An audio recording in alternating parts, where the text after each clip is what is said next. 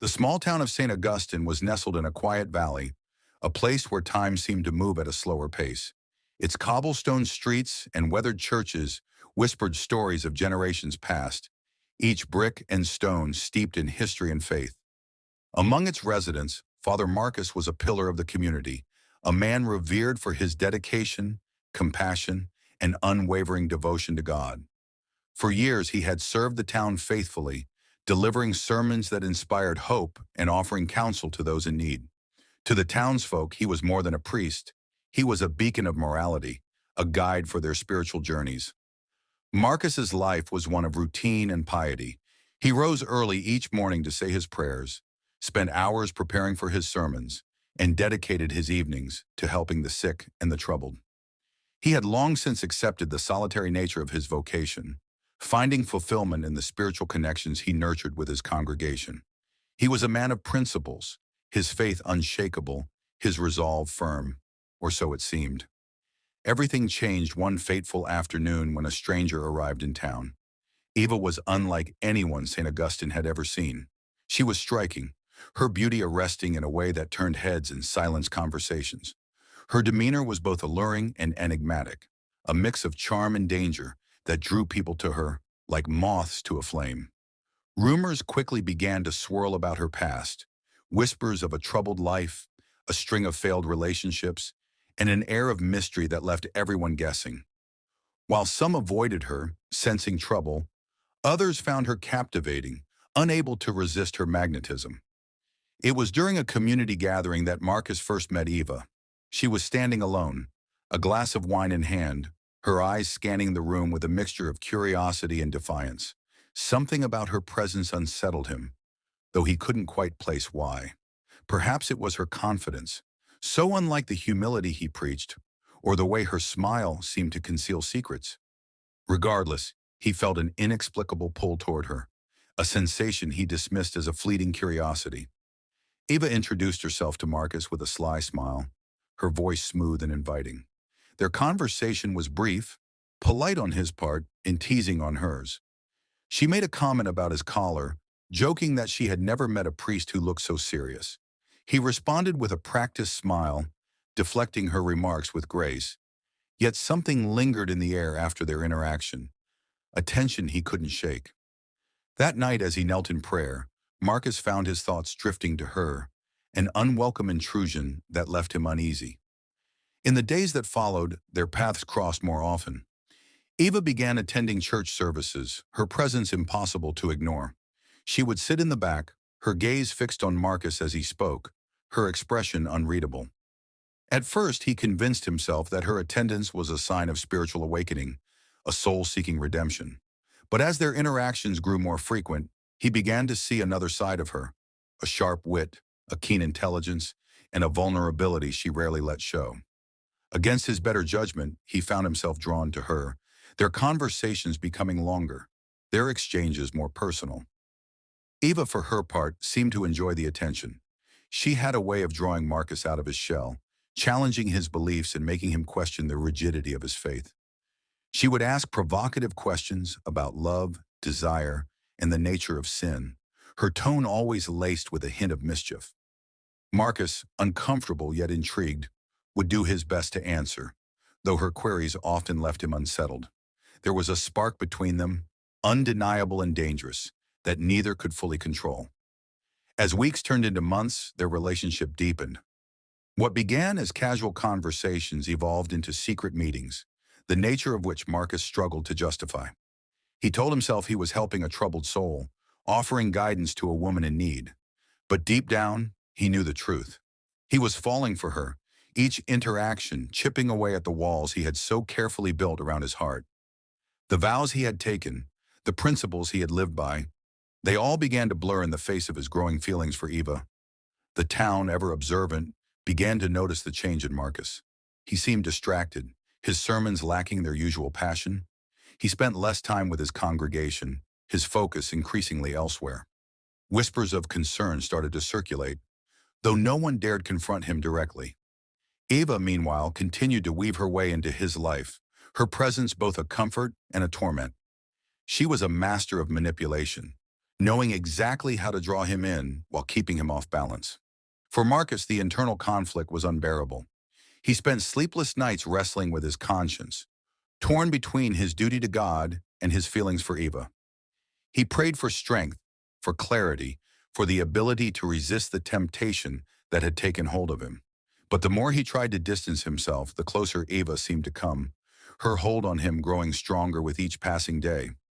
Their relationship reached a turning point on a stormy evening when Eva arrived at the rectory unannounced. She was soaked from the rain, her clothes clinging to her body, her eyes filled with a mix of desperation and determination. She told Marcus she needed to talk, that she couldn't go on pretending they were just friends. Her confession shattered the fragile balance they had maintained, forcing them to confront the reality of their situation. Marcus, overwhelmed by emotion, found himself unable to resist her any longer. That night marked the beginning of their secret affair, a union that would ultimately lead to their downfall. As their relationship deepened, the weight of their deception began to take its toll. Marcus grew increasingly paranoid, convinced that the town would discover his betrayal. He became withdrawn, his sermons filled with veiled references to guilt and redemption. Eva, on the other hand, seemed to thrive on the secrecy, her confidence growing as she tightened her grip on Marcus. She began to push boundaries, testing how far he was willing to go for her. Each demand she made, each line she crossed, drew him further away from the man he once was. Despite his inner turmoil, Marcus couldn't bring himself to end the affair. He was captivated by Eva, her hold on him unlike anything he had ever experienced. She represented everything he had denied himself, a life of passion, spontaneity, and freedom. But with each stolen moment, the stakes grew higher, the risk of discovery more imminent. And as the affair continued, the question loomed, how long could they keep their secret before it all came crashing down? The relationship between Father Marcus and Eva, which began as an unlikely bond, quickly spiraled into something far more complex and dangerous. What had started as a series of seemingly innocent encounters soon morphed into a clandestine affair, fraught with secrets and manipulations. Marcus, once a pillar of moral rectitude, found himself drawn into a web of deceit that he could scarcely untangle, while Eva's true intentions began to reveal themselves, casting a shadow over everything they had shared. As their meetings grew more frequent, the burden of secrecy began to weigh heavily on Marcus. He had always been a man of conviction, his life rooted in principles that left little room for compromise. Yet here he was, sneaking away from the rectory under the cover of night, his heart racing with a mixture of excitement and dread. Every moment he spent with Eva felt like both a transgression and a liberation, a paradox that gnawed at his soul. He tried to rationalize his actions, convincing himself that their connection was somehow justifiable, but the guilt was inescapable. Eva, on the other hand, appeared unfazed by the clandestine nature of their relationship. She had always been a woman who thrived on pushing boundaries, and this affair was no exception. To her, the secrecy only added to the thrill, a dangerous game that she seemed to relish. But beneath her confident exterior lay a more calculated side. Eva was not merely drawn to Marcus out of affection.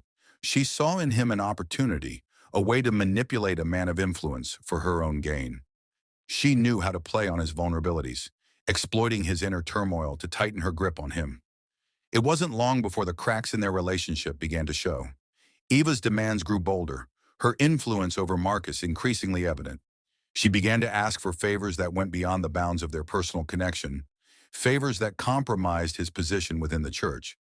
At first, these requests were small, suggestions that he alter certain decisions in her favor, or that he overlook questionable behaviors. Marcus, desperate to keep her happy and fearful of losing her, acquiesced, each concession a further step away from the man he once was. The turning point came when Eva made a request that Marcus could not ignore. She wanted him to intervene in a legal matter involving her, a case that had already drawn attention within the community. Eva framed her plea as a matter of life and death, insisting that Marcus's influence could mean the difference between justice and ruin. For Marcus, the request posed an impossible dilemma. To comply would mean abusing his position and betraying his moral code. To refuse would risk losing Eva and exposing their affair. Caught between these two agonizing choices, Marcus found himself paralyzed, his world unraveling before him. As the tension mounted, Marcus's behavior became increasingly erratic. His once poised demeanor gave way to bouts of anxiety and paranoia, his sermons tinged with a desperation that his congregation could not ignore. Whispers of concern turned to outright suspicion as those closest to him began to notice the changes in his character. Eva, meanwhile, continued to exert her influence, her demands growing ever more audacious. She seemed to take pleasure in watching Marcus struggle, her manipulations a testament to her control over him.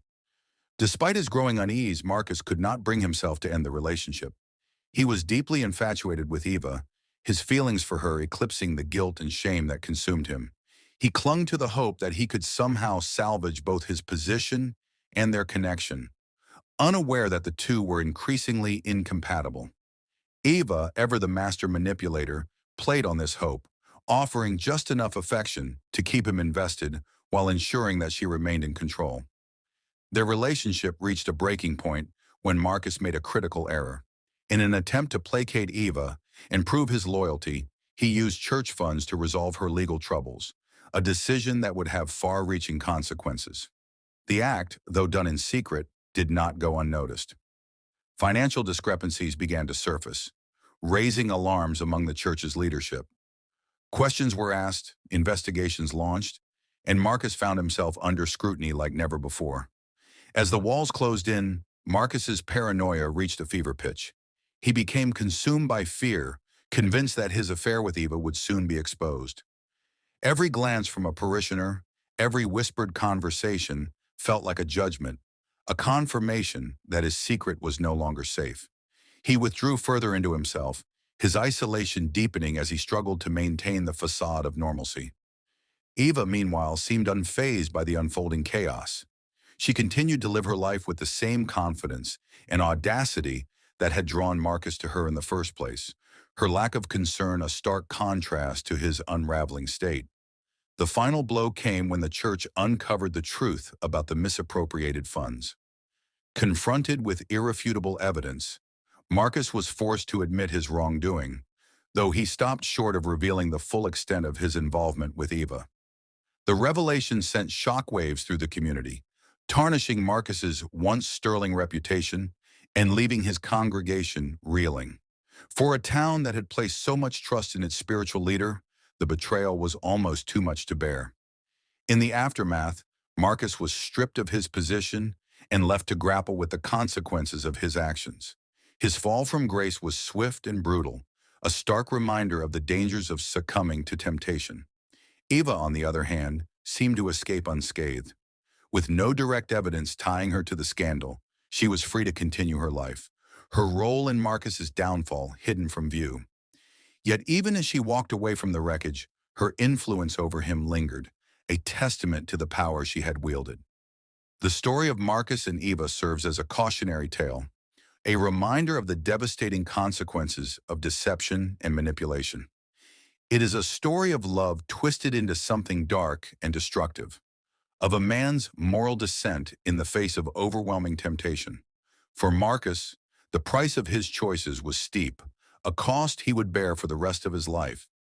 And for the town of St. Augustine, the scandal left a lasting scar, a reminder that even the most revered among them were not immune to the flaws of human nature.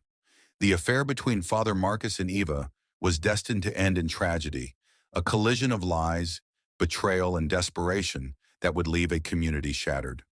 Their relationship, once cloaked in secrecy, unraveled in a chain of events so shocking that it became impossible to contain. The final days of their illicit bond were marked by escalating tension, explosive confrontations, and ultimately a devastating act that would forever alter the lives of everyone involved. The story reached its climax on an evening that began like so many others. Marcus had grown adept at hiding his double life, slipping away from his clerical duties under the pretense of solitude and prayer.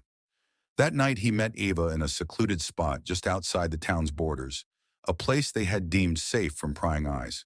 But the air between them was charged, their usual tenderness replaced by an undercurrent of frustration and mistrust. The strain of their secret had begun to take its toll, and the cracks in their relationship were impossible to ignore. Eva arrived late, her demeanor agitated. She had grown impatient with Marcus, her demands becoming more pointed and her temper shorter. Her latest grievance was a financial one. She needed more money, and Marcus was her only means of obtaining it. The church's funds, already misused once, were off limits after the investigation. Marcus had promised to find another way to help her, but his options were dwindling. He pleaded with her to be patient, his voice trembling with a mixture of fear and desperation. But Eva was unmoved, her frustration boiling over into anger. The argument that followed was unlike any they had ever had. Eva accused Marcus of failing her, of being too weak to make the sacrifices their relationship required. She painted herself as the victim, reminding him of the risks she had taken in the promises he had made.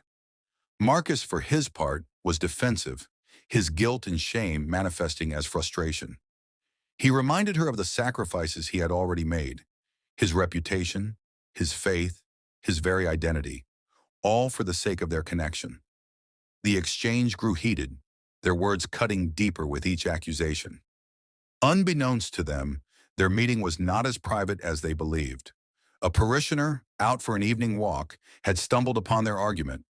Hidden in the shadows, the witness recognized Marcus immediately, his distinctive clerical attire unmistakable even in the dim light. The sight of their priest locked in a heated exchange with an unfamiliar woman was shocking enough, but the nature of their conversation left no doubt as to the impropriety of their relationship. The parishioner slipped away, horrified and determined to bring the truth to light. By the next morning, the town was buzzing with rumors. The parishioner, unable to contain their outrage, had confided in a close friend, and the story spread like wildfire. The once revered Father Marcus was suddenly the subject of whispers and side glances, his name spoken with a mixture of disbelief and betrayal. Eva, too, became a figure of scorn, though her outsider status made her an easy scapegoat for the scandal. The town's moral outrage was palpable, a collective sense of betrayal that threatened to consume them all. As the truth unraveled, Marcus's position became untenable. The church's leadership, already wary after the financial discrepancies, launched a formal investigation into the allegations. Confronted with mounting evidence, Marcus was forced to admit to the affair. His confession met with a mixture of sorrow and anger. The once adoring congregation now looked upon him with contempt, their faith in him shattered beyond repair. The fallout was swift and unforgiving. Marcus was stripped of his clerical duties, his removal announced during a somber Sunday service that left the community reeling. Eva, for her part, was unrepentant. She had never sought the approval of St. Augustine's tight-knit community, and their judgment held little weight for her. But the scandal had stripped away the veneer of control she had maintained over Marcus, leaving her vulnerable in ways she hadn't anticipated. As the town's ire turned toward her, she found herself increasingly isolated, her once commanding presence reduced to a subject of gossip and disdain. Yet even as she faced the consequences of her actions, Eva refused to accept responsibility, her defiance a final act of rebellion against a world that had never truly accepted her. The final act of their tragic story came on a night when the weight of their choices became too much to bear. Marcus, broken and desperate, sought out Eva one last time. He had been staying in a small apartment provided by a sympathetic parishioner, his days spent in solitude as he tried to make sense of the wreckage his life had become. That evening, he ventured into the town square, where Eva had been seen wandering aimlessly, her usual confidence replaced by a haunted expression. Their confrontation was quiet at first, their voices low as they exchanged words of blame and regret. Marcus begged Eva to leave the town, to start over somewhere far away from the judgment and pain they had caused. Eva, in turn, accused him of abandoning her, of failing to live up to the promises he had made. The tension between them escalated, their voices rising until their argument became a spectacle, drawing the attention of passers-by. As the argument reached its peak, something inside Marcus snapped.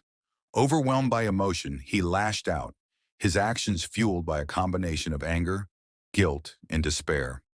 In a moment of uncontrollable rage, Marcus struck Eva, the force of the blow sending her crashing to the ground. The act was as shocking to him as it was to those who witnessed it, a horrifying culmination of the darkness that had consumed them both.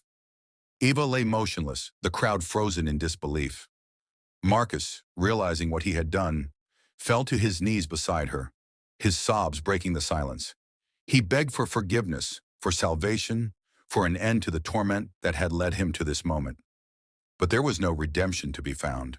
The damage was done, the tragedy complete. In the days that followed, the town of St. Augustine was consumed by grief and anger. Eva's death was ruled a homicide, and Marcus was arrested, his fate sealed by the testimony of those who had witnessed the act. The once revered priest became a cautionary tale, his story a reminder of the destructive power of temptation and the consequences of unchecked desire. Eva, too, became a symbol of tragedy, her life and death a reflection of the complexities of human nature and the dark paths it can lead us down. The legacy of Marcus and Eva's affair lingered long after the events had unfolded. The town, once a place of faith and unity, was left fractured, its sense of trust irreparably damaged. The church, too, bore the scars of the scandal, its reputation tarnished by the actions of one of its own. And for Marcus, the rest of his life would be spent in quiet reflection, a penance for the choices that had brought him to the brink of destruction. Their story remains a haunting reminder of the fragile line between love and obsession, between devotion and betrayal. It is a tale of two people drawn together by their flaws, their connection as destructive as it was undeniable. And in the end, it is a tragedy that speaks to the darkest corners of the human heart, where desire and desperation can lead even the most righteous among us astray.